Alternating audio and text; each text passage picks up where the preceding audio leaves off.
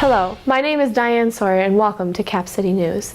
This summer, the festive event of the World Cup was hosted in Brazil with a cost of a whopping $11 billion, an amount which no other country has spent for the World Cup in history. This exciting tournament was not festive for all Brazilians, as it displaced over 250,000 of the country's poor into slum neighborhoods, or favelas as the Brazilians call them. Many of the Brazilian people suspect their political leaders have prioritized the success of the games over their own well-being. Since the construction began, many have been forced into favelas, where they live life in poverty. The majority of these people cannot access clean water, adequate sewage disposal, and are malnourished from improper nutrition and widespread disease. The World Cup stadiums have worsened these ongoing problems in Brazil. So what happens to these expensive people-displacing stadiums after the games take place? Let's go to our historical expert, Ron Burgundy, for the answer on this issue. Thank you, Diane. Widespread displacement, sadly, is a common trend among countries hosting major sports events.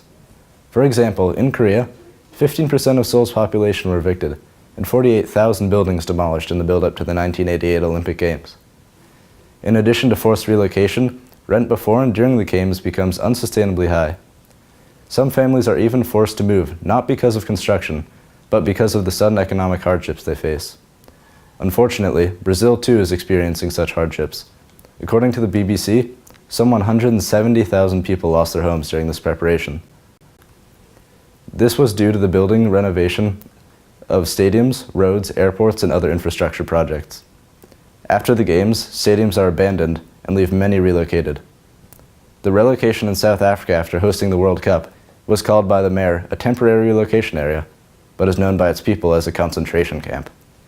Many say they were forcibly evicted from their former homes and moved here against their will.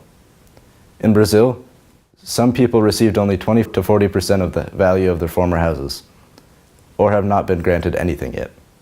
Now, Tisha, our economic correspondent, will talk about the economic struggles in Brazil as a result of abandoning its stadiums.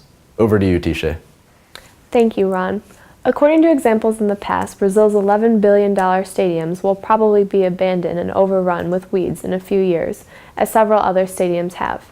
The problem is the $11 billion which Brazil spent on their stadiums is equivalent to 61% of its country's education budget.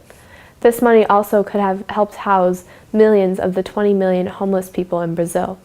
The disparity between the rich and the poor is clear and serves as an explanation as to why Brazil's Gini coefficient, a measurement of the gap between the poor and the rich, is the 16th highest in the world. And now to Sam Sparks with an inside look. The $11 billion renovations for the World Cup in Brazil house themselves only a few miles away from the Brazilian slums known as favelas, and it is its residents whom are suffering. É que assim que fizeram o Corinthians, que se chama o Itaqueirão, o aluguel subiu muito, muito. As pessoas não puderam pagar aluguel, preferiram fazer uma ocupação pelo motivo de ter a sua moradia para construir um estádio onde se gastou milhões e milhões de dinheiro, sendo que ele poderia construir muitas e muitas moradias. It is evident that there is disparity between the rich and the poor due to poor government advocacy in the event of the Brazilian World Cup.